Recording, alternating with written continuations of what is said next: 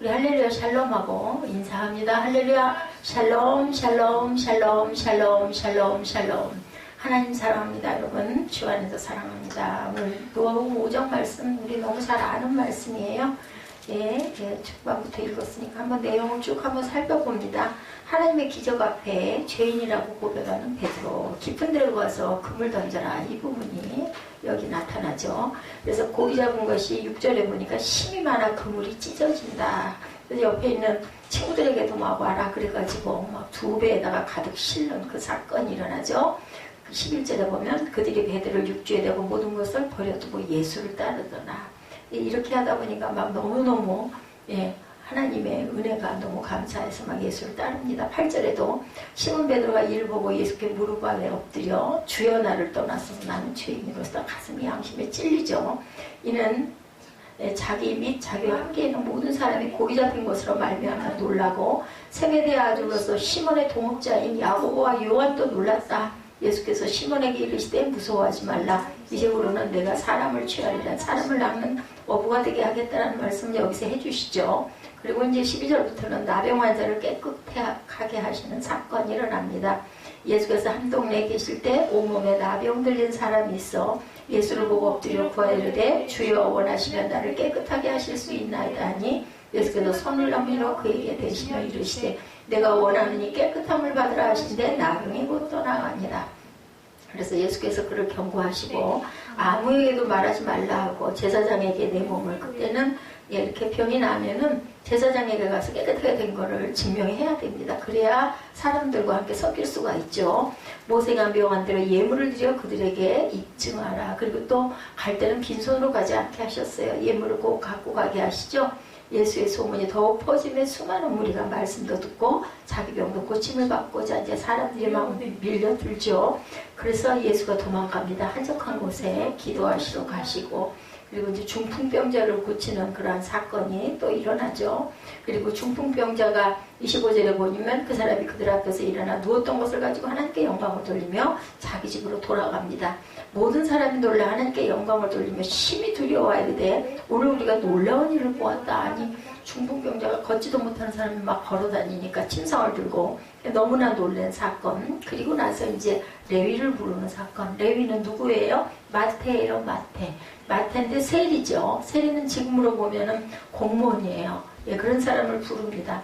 예수님이 부르는 제자들은 대개는 어부들이었어요. 그죠? 어부들이야 금을 던져두고 쫓아가면 되는데 마태는 세리이기 때문에 그걸 지금으로 보면은 사표낸 거예요. 직장에다가. 나중에는 돌아갈 것도 없어. 사표내고 나면은 다시 회복이 안 됨에도 불구하고 아주 마태가, 레위가 엄청난 은혜를 받아가지고 막 잔치를 여는 그런 사건이 나타나 있습니다. 그리고 새 포도주는 새 부대에 넣으라고 그러시죠. 33절에 예수께 말하되 요한의 제자는 자주 금식하며 기도하고 바리새인들의 제자 또한 그랬는데 당신의 제자들은 뭘 그렇게 늘 먹고 마시냐. 이거는 온전치가 않다라는 거죠. 그러니까 예수께서 34절에 혼인집 손님들이 신랑과 함께 있을 때 너희가 그 손님으로 금식하게 할 수 있느냐. 그날에 이르러 그들이 신랑을 빼앗길 것이니 그날에는 금식할 것이다. 무슨 얘기예요? 예수님이 오셔서 너희들 심판할 때는, 그럴 때는 금식하지만 지금은 먹어야 할 때다는 얘기죠. 옛날 인도에 가바라는 사람이 의사가 되려고 공부를 하고 있었는데 그의 스승이 어느 날 가바를 부르더니 약이 되지 않는 풀 3가지를 가서 채취해 오라고 숙제를 냅니다.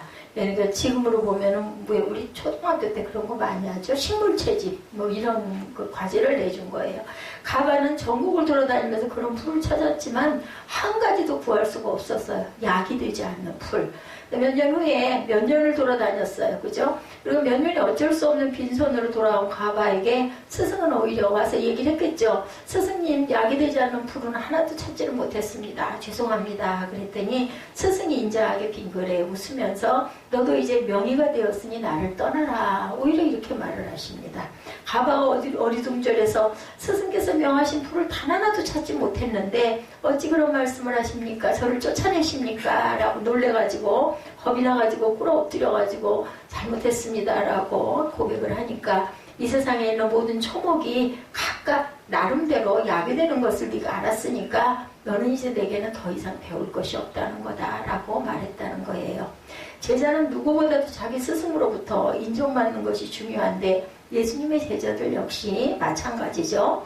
예수님의 공생의 당시 세례 요한이나 바리새인들도 제자들을 많이 두고 있었지만 그들에 비해서 예수님의 제자들은 별다른 그러한 제자들, 세상에서 아주 대단한 사람들이 아닌 세상에서 소외된 자들이죠. 그처럼 엉뚱해 보이기까지 했던 그들의 행동을 사람들이 비방해요. 네 제자들은 왜 맨날 먹고 마시는 데만 집중하냐, 이렇게 이제 지금 아주 좋지 않은 얘기를 하죠. 예수께서는 오히려 당신의 제자들을 두둔하고 나서시죠. 그들이 다르게 보이는 것은 결코 무언가 빗나가거나 잘못해서가 아니라 오히려 당신의 진짜 제자들이기 때문이다. 내 제자들이기 때문에 이렇게 왕이 왔기 때문에 잔치를 하니까 먹고 마시는 게 당연하다라는 얘기를 합니다. 심판 때는 그 대신 너희가 기도해야 할 것이다 라고 오늘 본문에 얘기를 하죠. 오늘날 예수님을 따르고 있는 성도들 역시 그처럼 세상 사람들로부터 비난을 받고 욕까지 듣더라도 오직 주님께서만 칭찬하시면 그걸로 우리가 충분하다 하는, 그래서 제가 늘 그런 얘기하죠. 뭐 아들하고도 그런 얘기를 많이 하고 하나님은 아셔, 그런 얘기를 많이 합니다. 뭐 어떻게 더 이상 얘기할 수가 없어. 귀를 닫아버리면은 아무리 말을 해도 안 들리니까. 그러니까 이게 제가 너무 답답하고 억울할 때는 하나님은 아시지, 그리고 제가 웁니다. 그렇다면 과연 예수께서 어떤 사람을 두고 당신께로부터 제대로 잘 배운 제자라고 인정해 줄 수가 있겠나? 예수님의 제자가 반드시 뭐 어떤 그 대단한 것을 하는 것이 아니라 세 가지 자세, 하나님 앞에 온전한 자세는 무엇인지 우리가 한번 살펴보도록 하죠. 첫 번째, 참된 성도는 예수님을 따르는 것만을 자기 인생에서 우선으로 여기는 자가 바로 참된 성도입니다. 27절부터 29절에 보면 그 후에 예수께서 나가사 레위라 하는 세리시고, 아까 우리 읽었죠. 레위라 하는 세리가 세관에 앉아있는 것을 보시고 나를 따르라 하시니, 28절에 그가 모든 것을 버리고 일어나 따르니라. 29절에 레위가 예수를 위하여 자기 집에서 큰 잔치를 하니 세리와 다른 사람이 많이 함께 앉아있는지라, 이렇게 기록되어 있어요. 본문에 나오는 레위, 제가 아까 말씀드렸죠. 마태의 또 다른 이름이에요. 예수님의 제자들은 그 원래 직업이 다양했어요. 그 중에서 레위는 정말 세리 출신 똑똑한 사람이죠. 세리라고는 지금 오늘날의 공무원이에요. 어느 사회에서나 세무서원은 일반인들에게 호감 주지 못하는 대상이 될 수밖에 없어요. 왜냐하면 세금을 받는 그런 사람들이기 때문에. 유대 사회에 있어서 세리는 그보다 훨씬 더 심했죠. 로마 정부와 결탁해서 동족의 고유를 착취했던 당시의 세리는 유대인들이 볼 때는 문자 그대로 민족의 배신자, 사회의 거머리 같은 존재로 가장 증오를 받는 그러한 직종에 있었습니다. 그래서 탈무드 같은 책에서는 세리들을 가리켜 아예 날강도라고 낙인을 찍을 정도였다고 합니다. 그처럼 미움받는 직업이었음에도 불구하고 이들이 세리 노릇을 하고 있던 이유는 돈 버는 데는 아주 더할 수 없는 좋은 직업이기 때문에, 착복을 어느 정도는 자기 주머니 인마이 포켓을 할 수 있었기 때문이죠. 그랬더니 이 레위가 예수께서 나를 따르라라고 부르시는 순간 모든 것을 버리고, 즉 그 좋은 직장을 당장 팽개쳐버리고 일어나 예수님을 따르는 제자가 됩니다. 일종의 공무원이었던 세리의 직업을 하루아침에 그만둔다는 것은 예수님의 다른 제자들의 경우처럼 어부 노릇하는 것과는 너무나 다르죠. 어부야 꼭 마음이 변하면 언제든지 다시 가서 물고기 잡을 수가 있어요. 고향으로 가서. 근데 공무원이 사표를 내고 나왔어요. 다시 직장으로 돌아갈 수가 없는 그런 일인데도 불구하고 레위는 아주 확고부동한 마음으로 예수님을 당장에 따르기로 결심을 하고 잔치까지 벌립니다. 집안에. 송별회를 하는 거, 송별회. 그처럼 예수님의 제자가 되기로 작정한 직후에 자기 집에서 잔치를 벌이죠. 예수님의 다른 제자들은 대부분은 어부 출신이니까 레위는 아마도 12제자 중에서 가장 부자였을 것이다. 가룟 유다도 마찬가지죠. 그래서 그는 이제 예수님의 제자가 된 것을 감사하는 의미에서 예수를 위하여 잔치를 열었는데, 그것은 또한 자기 가족과 친지와 동네 사람들에 대한 송별잔치였다. 이제 나는 오늘부로 예수님만 따르기로 결심했습니다 라는 선언이기도 합니다. 안녕히 계십시오. 마지막 대접을 하는 거죠. 비록 이전에는 온 동족으로부터 욕먹을 일을 하던 사람이었지만 그 레위가 일단 예수님의 제자가 되기로 작정할 때는 그야말로 다시는 후회하거나 변심할 생각은 꿈에도 없는 그 첫 발걸음을 분명하게 내딛게 됐다. 그러니까 마태복음 같은 아주 중요한 복음서를 정리할 수도 있었던 거예요. 레위가 학식이 있는 사람이죠. 우리가 예수님의 제자가 된다는 것은 세상의 다른 사제관계처럼 눈치를 살피고 제복을 안 뒤에 하는 일이 절대로 아니다. 지금도 마찬가지로 신학을 한다는 것은 하나님의 은총이, 하나님의 은혜가, 하나님의 감동이, 그런 확신이 있어야 신학을 하는데, 요즘에는 직업으로 신학을 선택하는 사람들도 많이 있어요. 이제 그런 과정 속에서 우리가 또 그것을 틀렸다라고 단언할 수 없는 거는 그런 과정 속에서 하나님을 만날 수도 있습니다. 그래서 신학을 한다 해서 다 목회를 하는 건 물론 아니지만 감동이 있기 때문에 목적을 가지고 신학을 하게 되죠. 운동선수나 연주자가 되려는 지망생은 자기를 가르칠 코치나 레슨교사를 구할 때 이 선생님이 좋을까 저 선생님이 좋을까 한참 저울질 해보는 것이 보통이지만, 유명한 선생이 제자를 받아들일 때도 과연 이 학생을 키워볼 만한 가능성이 있을까? 이런 거를 가늠을 해봅니다. 이모저모 보고 그리고 나서 선택을 하죠. 돈을 싸들고 가도 아니겠다 싶으면 받지를 않아요. 유명세가 있는 분은 더 하죠. 근데 예수님과 그 제자의 사이는 그런 식으로 시작되지 않았다라는 게 중요하다. 예수께서 당신의 제자가 될 사람을 부르실 때 이 사람을 키워서 과연 훌륭한 일꾼이 있을까 하고 고개를 갸우뚱거리는 일은 절대로 없었다. 어느 누구를 택하시면 그냥 너는 나를 따르라 이렇게 한마디 하죠. 내가 너로 사람을 낳는 어부가 되게 하겠다라고 탁 결단을 해서 부르십니다. 이거는 영적인 눈으로 이 제목을 보신 거예요. 이미 그냥 아무나 부른 게 아니죠. 그리고 빈둥빈둥 노는 사람 아무도 안 불렀어요. 일하고 열심히 일하고 있는 사람들을 불렀다는 게 중요합니다. 우리는 우리의 자리에서 열심히 내가 할 부분을 최선을 다해서 최고의 삶을 살도록 열심히 살아야 되겠다. 그리고 진짜 제자 역시 그런 부르심을 받고 예수님이란 분이 과연 내 전 인생을 바쳐 따라갈 가치가 있을까 없을까 이리저리 저울질 절대 안 합니다. 혹시 나중에 다시 세상으로 돌아가게 되더라도 손해가 나는 건 아닐까 이런 생각도 절대 안 하죠. 그렇게 되다 보면 교회를 다니는 것도 그냥 왔다 갔다 안 다니는 것보다 혹시 누가 알아 보험 든다 생각하고 그냥 주일날 예배 나가서 드려야지 이런 사람들 온전한 은혜가 아닙니다. 믿기 전에 옛날 생활로 돌아갈 생각이라면 상상조차 말아야 되겠고 오직 생애 전체로 헌신하는 제자로 굳게 결심하면서 모든 것을 버려두고 예수를 따르는 풀타임 제자, 이런 제자들이 쓰임을 받죠. 이것이 불신자들에게는 도저히 이해가 되지 않는 일. 그 성도들이 주일은 물론이고 주중에도 새벽이나 밤이나 교회에 부지런히 나와서 예배드리고 그리고 또 봉사하고 기도하고 그런 모습이 세상 사람들이 보기에는 뭐 저렇게 유별나게 예수를 믿어 이런 얘기들을 많이 하죠. 이상하게 보여요. 아니 뭐 하는데 저렇게 애를 써. 건축헌금 한다고 전세금 뽑아내고 아파트 팔아가지고 또 드리는 그런 장모님들 보고 미친 거지 이런 얘기도 많이 합니다. 그렇지만 참된 성도들은 그런 별난 짓을 아주 당연한 듯이 하죠. 왜냐하면 마음에 감동이 왔으니까 내가 이렇게 해야 되겠다라는 생각을 한 거죠. 그리고 그런 부르심에 대해서 진짜 제자들은 예외가 없고 집과 부친을 버리고 배와 전토를 버리고 그야말로 모든 것을 버리고 일어나 예수를 따르게 되죠. 이런 일들이 성경에는 비일비재하게 나타납니다. 왜냐하면 예수님을 따른다는 것은 어떤 선택의 여지가 조금도 없어요.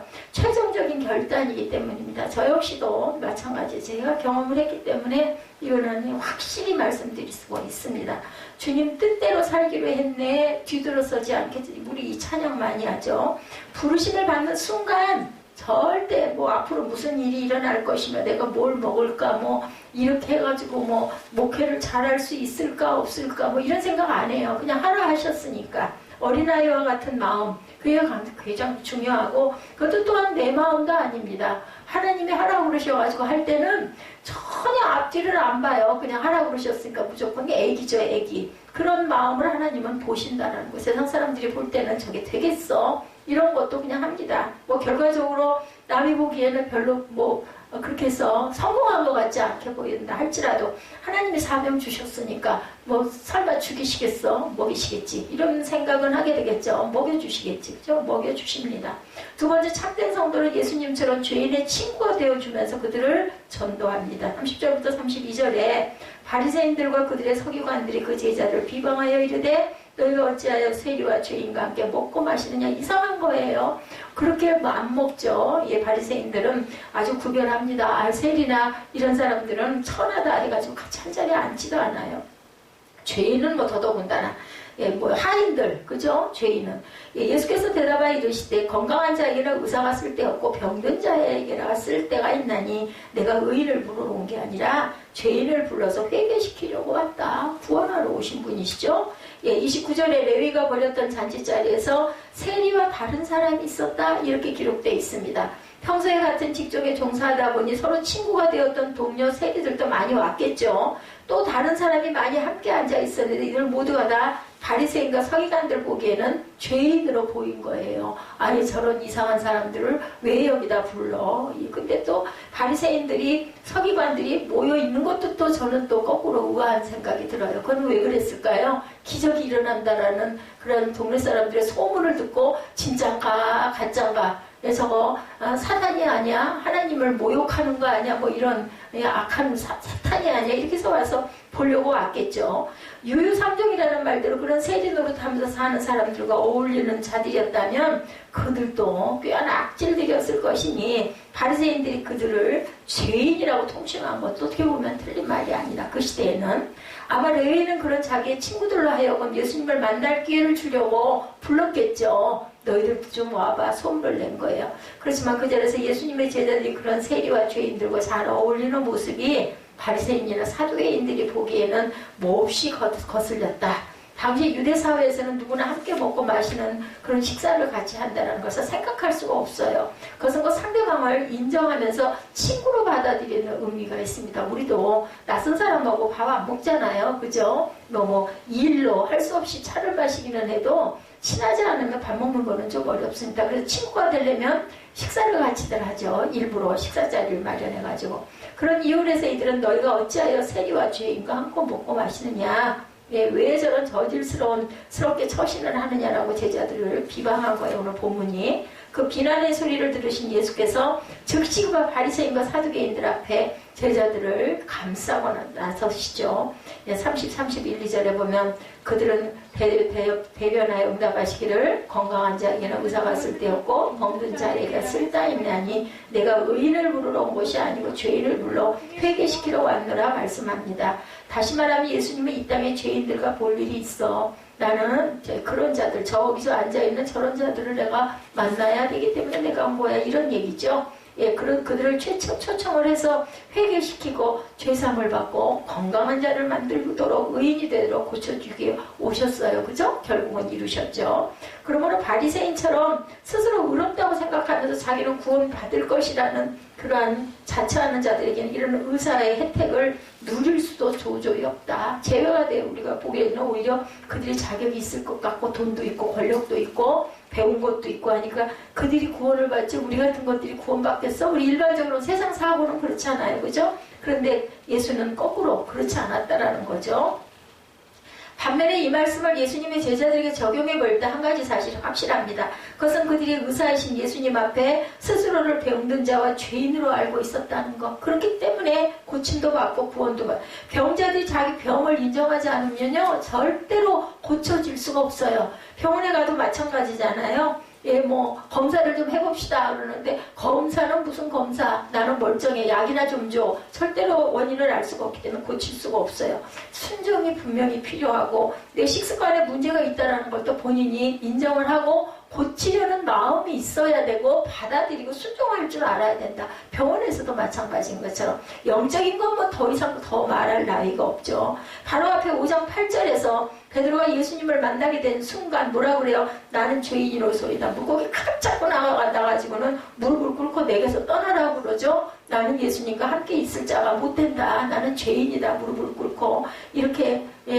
아주 빕니다. 그런 까닭에 예수님의 제자들은 다른 세리와 죄인들과 어울리는 것을 조금도 꺼려하지 않고 그들 역시 예수님을 만나게 해주고 모든 노력을 기울이죠. 오늘날 예수님의 제자된 성도들에게도 그런 자세가 꼭 필요하다. 우리는 연약한 자들, 그죠? 정말 외로운 사람들, 이런 사람들을 더 우리가 가서 북돋아주고 위로해주고 붙들어줘야 된다. 예, 기독교인들 중에 불신자 곁에만 가도 더러운 곳을 옮겨놓는 것처럼 어떤 교회에서들은 막 구별을 시키고 저 말미로 밀어내고 뭐 그런 일을 뭐 비일비재하죠. 예, 스스로는 경공파라고 자처하겠지만 곧 바리새인 제자적인 위선이라는 것을 알아야 되겠다. 그래서 한동안은 그런 대형교회 앞자리에 장로석 해가지고 그런 것들이 있다가 나중에 이런 부분들 때문에 그런 걸 다 없애버리고 똑같이 만들어. 그래서 교회에서 예배 드릴 때는 대통령이라도 뭐 대단한 권리가 있고 뭐 무슨 훌륭한 무슨 돈을 많이 가진 사람이라도 똑같은 한 자리, 성도의 성도, 그죠? 이런 자세여야 되겠다는 거죠. 성도들은 그 어떤 자리에서 불신자들을 대하더라도 결코 그들에게 대하여 영적 우월감에 빠지지 말아야 되는데 그런 분들이 너무나 많아요. 지금도 보면. 그래서 본질적으로 그들처럼 하나님 앞에서 똑같은 죄인일 뿐이라는 것을 기억해야 되겠다. 큰 교회 목사는 목사고 조그마한 개척교회 목사는 눈 아래를 보고 함부로 대하고 이거 하나님 보시기에 온전치 못하죠. 그러니까 저는 그럴 때는 그냥 하나님을 아시니까 내가 뭘 하고 있는지 저 목사님은 어떤 분인지 이거는 모든 건 다 하나님이 아시니까 우리가 알 수가 없으니 함부로 또 그것을 뭐라고 얘기를 했어도 또 안 되는 거죠. 내가 왜 괜히 죄를 지어요? 그 사람 때문에. 그렇게 하면 안 되는 거죠. 왜냐하면 내가 하나님 앞에 바로 서야 되기 때문에. 그래서 용서하라는 말씀을 하시죠. 우리 안에 분을 많이 품고 우리 안에 정말 그 정죄하고 죽이고 싶은 마음이 있어가지고는 절대 우리 마음에 천국을 이룰 수 없기 때문이고 그처럼 같은 죄인이지만 먼저 예수께로부터 죄의 용서함을 받고 이제 제자의 자리까지 이룬 것을 그들은 생각하고 얼마나 감사했겠어요. 그럼 불신 친구들 역시 자기처럼 구세주께로부터 부름을 받을 수 있는 문이 열리고 이 의사로부터 치료받을 기회를 만들도록 이 레위는 자기 친구들을 많이 초청을 한 거죠. 불신 친구와 이웃들과 사회적인 교제는 계속되는 가운데 오히려 더욱 친절하게 대해주면서 어떻게 하든지 교회를 인도하기, 이게 바로 전도예요. 이게 뭐 우리 교회 사람을 늘려야 되니까 막 길거리에서 아무나 막 붙들고 오시면 뭐 드릴게요. 이거는 사실은 온전한 전도가 아니죠. 근데 어쨌든 교회 문턱을 밟고 들어와가지고 예 그냥 뭐 얼마 요즘에 또 그런다면요 뭐 예배 한 번 드리면 얼마 드릴게요 해가지고 또 불러 모으기도 하고 누가 그런다고 그래요? 그 누구죠? 그 구원파들.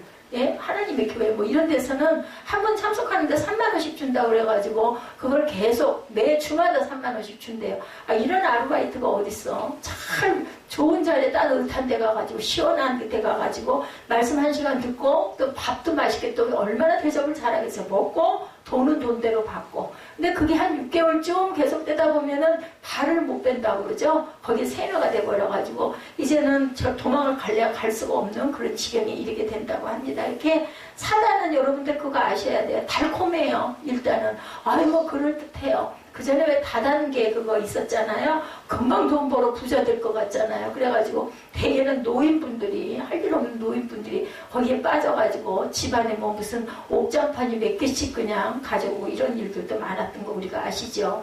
진실로 중생을 받은 성도는 결코 혼자만 천당 가기를 절대 원하지. 그래서 뭐라 그래요? 예수님이 너와 내 집이 구원받으리라 그래요. 하나가 구원을 받으면 그 가족들이 다 구원을 받게끔 우리는 먼저 구원받은 사람이 그걸 영향을 끼쳐서 최소한 가족 구원은 우리가 분명하게 하고 가야 된다.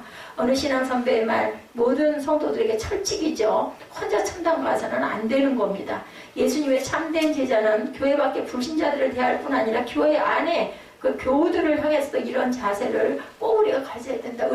교회 안에 보면은 다 은혜 받은 사람들이 교회에 오는 게 아니에요. 그냥 왔다 갔다 하는 사람도 굉장히 많아요. 그런 사람들에게 은혜를 끼쳐야 되기 때문에 성도의 교제가 중요하고 사실은 점심시간이 그래서 있는 거죠. 같이들 식사하고 나누면서 성도의 교제를 하기 위해서 식사를 같이 합니다.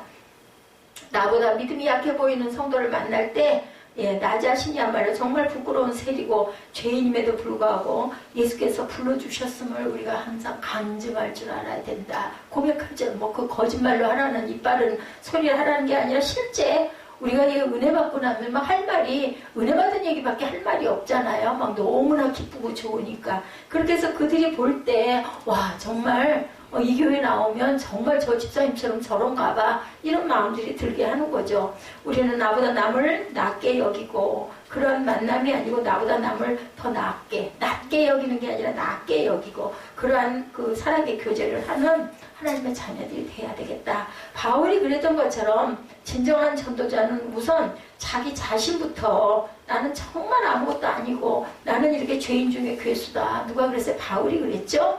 교회 안에서부터 시작해서 가정과 이웃 그리고 땅 끝에 이르기까지 나와 똑같이 죄인 된 자를 사랑하시고 그들의 생명을 아끼시고 그들의 친구가 되어주시려고 오신 그런 예수님 앞으로 그런 분을 우리가 찬양하고 높이고 그래서 당신도 예수 믿고 은혜 받아야 합니다 라고 우리가 항상 인도할 줄 알아야 되겠다. 그리고 참된 성도는 예수님과 기쁨으로 동행하는 삶을 사람들 앞에서 나타내게 돼요. 내지 말라고 그래도. 아니 우리 그러잖아요. 아니 뭐 그럴래니까 그랬지 뭐 예수 믿는다고 그렇게 되겠어. 근데 우리는 먼저 어떻게 해요? 하나님이 나의 공고함을 아시고 이런 일도 만들어주시고 이렇게 갚아주시네요. 감사합니다. 그게 여러분들 은혜가 되겠어요. 그럴래니까 요행이 잘 됐네. 이게 은혜가 되겠어요. 그죠? 살아계신 하나님이 계시고 우리가 한 번은 누구나 죽어요. 나이가 뭐 30이든 20살이든 10살이든 언제 갈지를 아무도 모르죠. 한 번은 가는 거 여러분들 천국이 있는 게 좋겠어요? 없는 게 좋겠어요? 내 영혼이 살아있는 게 좋겠어요? 아무것도 모르는 서울에 들어가가지고 깜깜한 감속 완전히 죽어 없어져 버리는 게 좋겠어요? 누구나 다 천국의 소망은 있다는 거죠. 만약에 그렇다면은 나도 내 영혼이 살아있는 게 낫고 살려면 어떻게 살아? 정말 눈물도 없고 그저 슬픔도 없고 연려도 근심도 없는 가운데서 내 자녀들을 좀 내려다보고 그리고 내가 그 자녀들을 위해서 기도하고 세상을 바라보고 세계를 볼 수 있으면 얼마나 좋겠어. 우리 영혼이 어디든 날아갈 수 있잖아요. 예, 보면은 그 사복음서에 보면 막 예수님이 부활하셔가지고 그죠?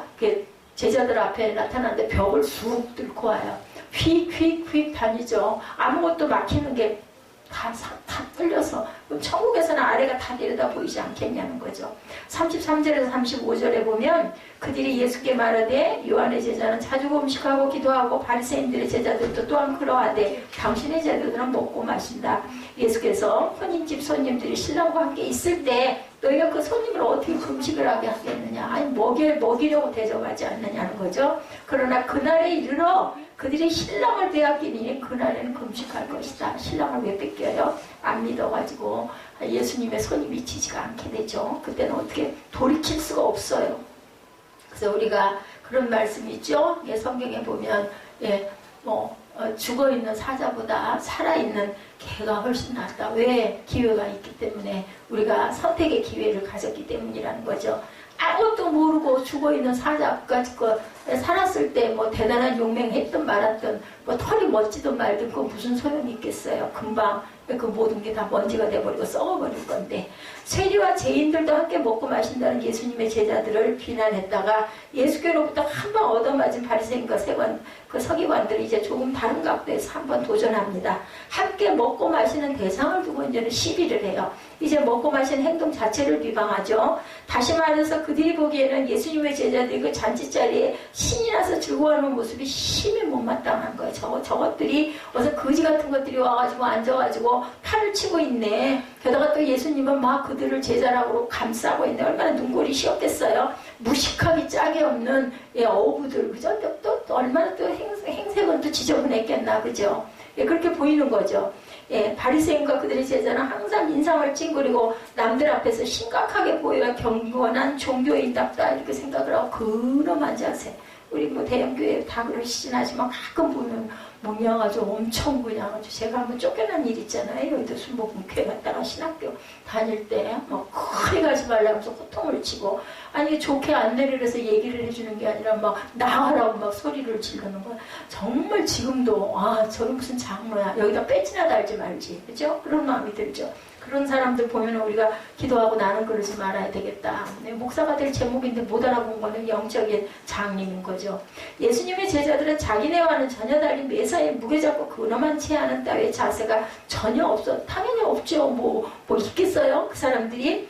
금식하며 기도하는 문제가 대표적인 예인데 율법에 규정되어 있는 의무적인 금식일은 1년에 한 번 대속죄일 밖에 없었다고 그래요. 그렇지만 바리새인의 제자들은 세례 요한의 제자들도 그랬지만 그날 외에도 한 주일에 2번씩 금식을 했었다는 거죠. 그러나 예수님의 제자들은 정기적인 금식을 하지 않고 있었는데 바리새인들의 눈에는 그거는 불경건하게 보일 수밖에 없었다.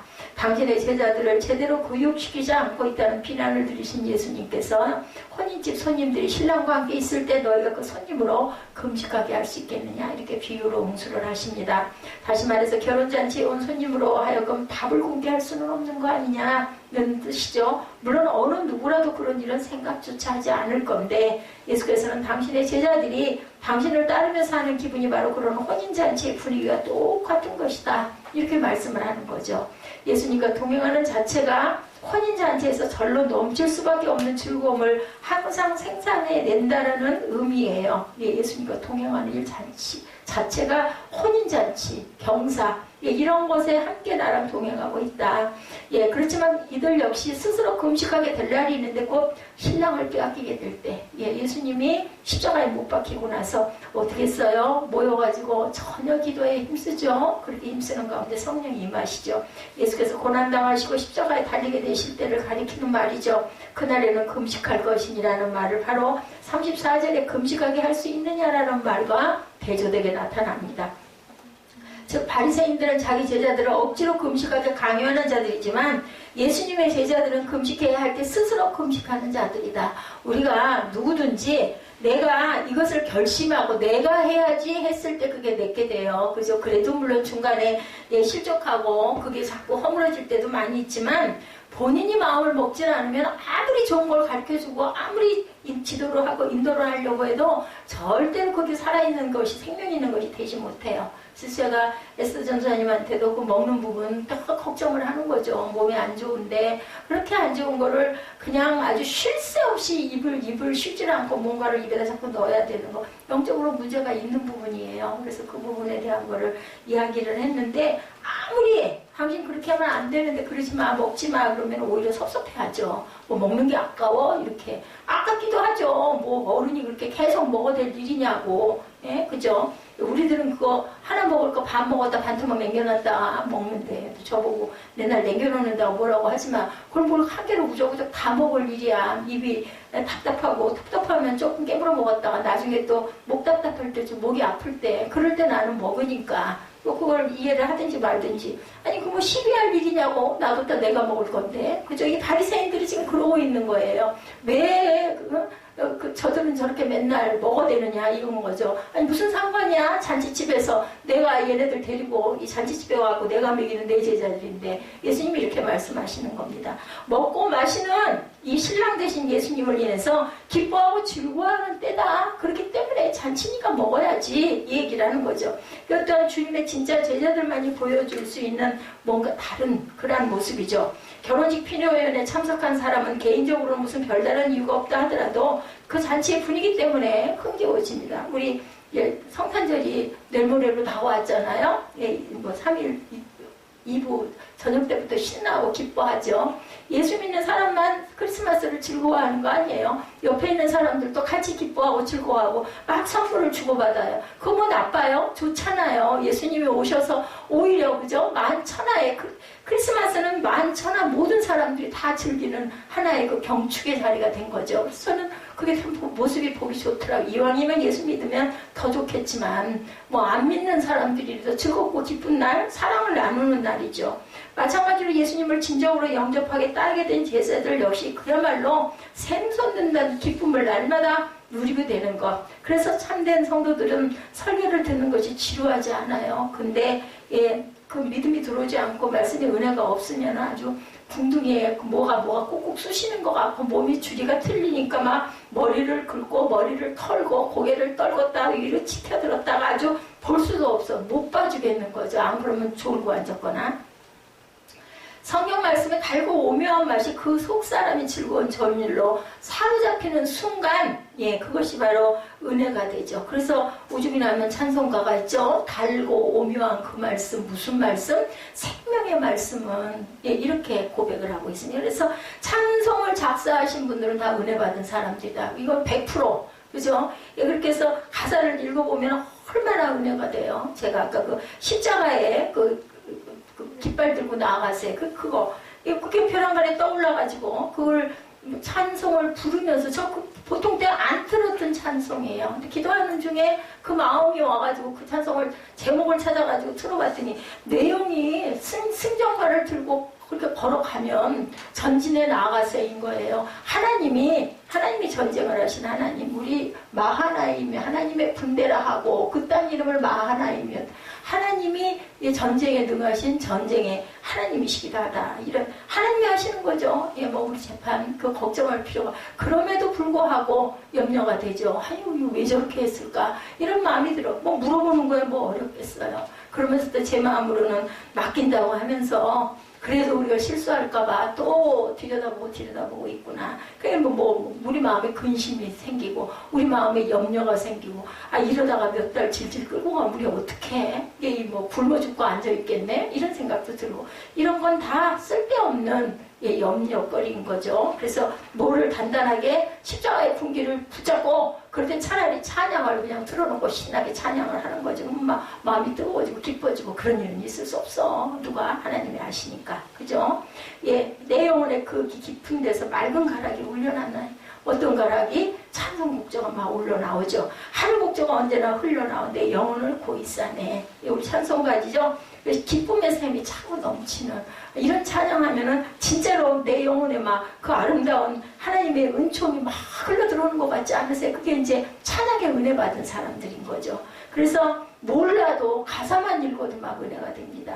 기도잖아요, 기도. 그래서 제가 늘 그렇게 얘기해요. 우리가 기도가 부족하기 때문에 찬양할 때 가사를 해도 그 가사가 내 입술에 고백이 되게 해주시옵소서 이렇게 기도를 합니다. 기도하는 것도 그냥 눈만 감고 멍하니 보내는 시간이 절대로 아니죠. 기도 시간에 복을 주시고 고난 내 마음속에 기쁨이 충만케 하시고 이러한 그 은혜가 있게 하기 위해서 우리는 기도합니다. 그래서 예배드리는 사람들은 환희가 넘치죠. 기쁘죠. 헌금하고 봉사하는 일 또한 내키지 않는 마음으로 어쩔 수 없이 하는 것이 아니라 뭐라 그래? 자원하여 하는 마음이 들게 하시옵소서. 그걸 하나님이 기뻐 받으시는 거죠. 예수 안에서 즐거워하며 충성을 다하며 나 섬기겠네. 이런 찬양이 있습니다. 나구주 위에 살리라 내 기쁨 한량 없으니 바치고 섬길 수 있게 된 자체를 한없이 기뻐하고 드리면서 기쁜 거예요. 드리면서 뭘 가진 걸 갖다 막 주면서 기뻐하고 울면서 감동을 하느냐고. 은혜 안 받은 사람은 그런 거 하는 거 보고 이상하다고 그러죠. 제가 예전에 그랬었어요. 그 반석교회 거기 권사님, 지금은 장모님이 되지만 그 최축복 장모님, 그분에게 감사해가지고 옥으로 된 목걸이 긴 걸 하나 드리면서 그렇게 울었어요.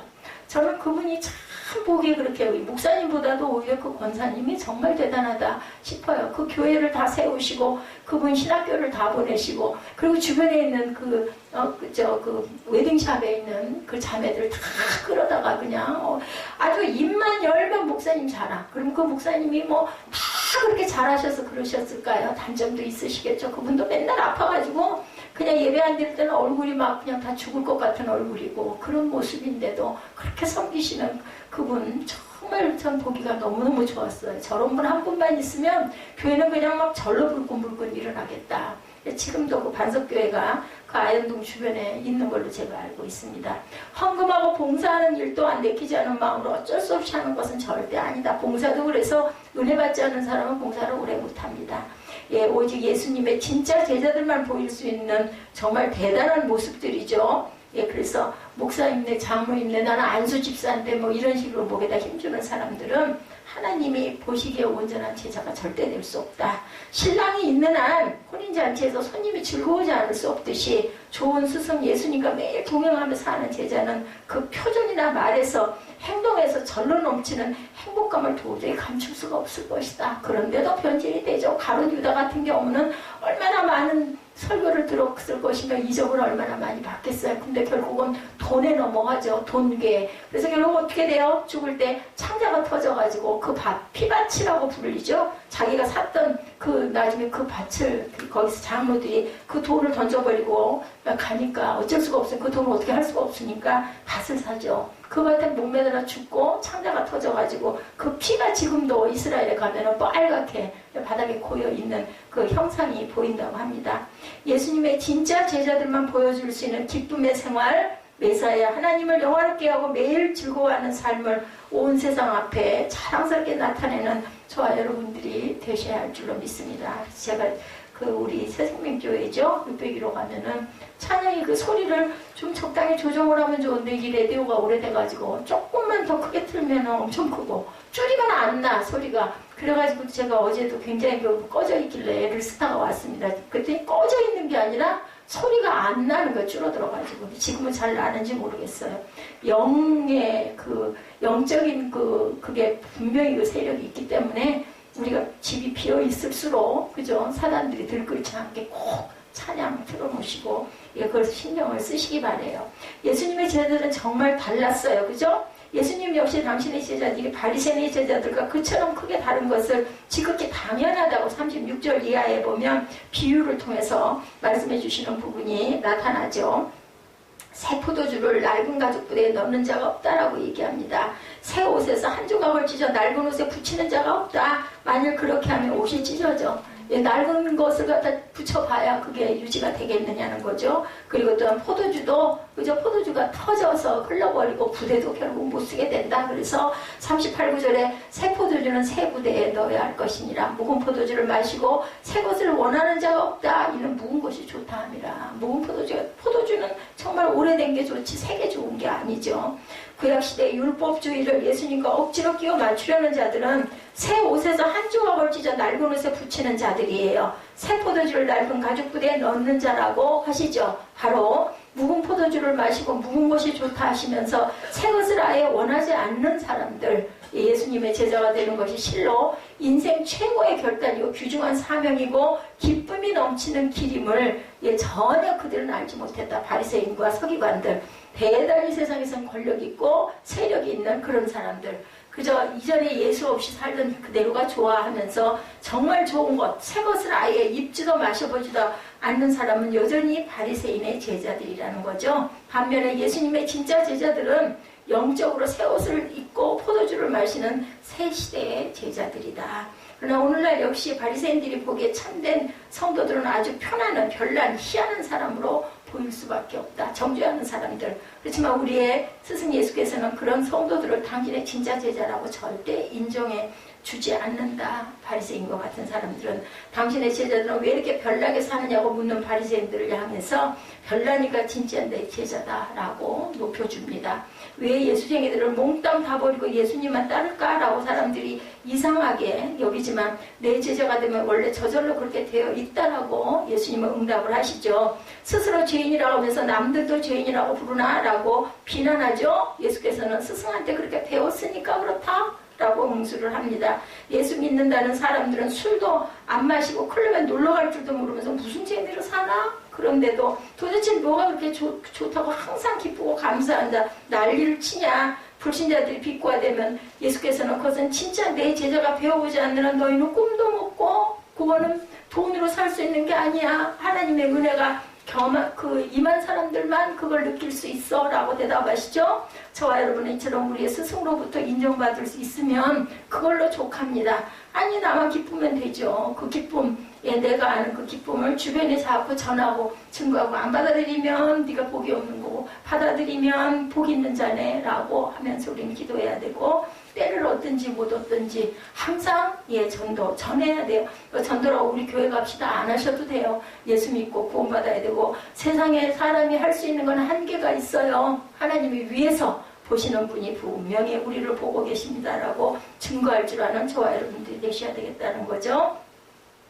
참된 성도들은 세상 사람들이 아무리 뭐라 해도 절대 개의치 않습니다. 그래서 믿음이 연약하다라는 얘기는 상처를 잘 받는 사람들, 그죠? 그래서 계속 따라갈까 말까 고민은커녕 뒤돌아볼 생각지도 않는 제자들, 약한 교우와 불신자를 대할 때 자신을 낮추면서 교제하고 전도할 줄 아는 그런 저와 여러분들이 되셔야 되겠다. 그리고 예수님의 참된 제자다운 증거를 돋보이게 나타내는 그런 저희들 증인된 삶을 살아내시기를 주님의 이름으로 축복합니다.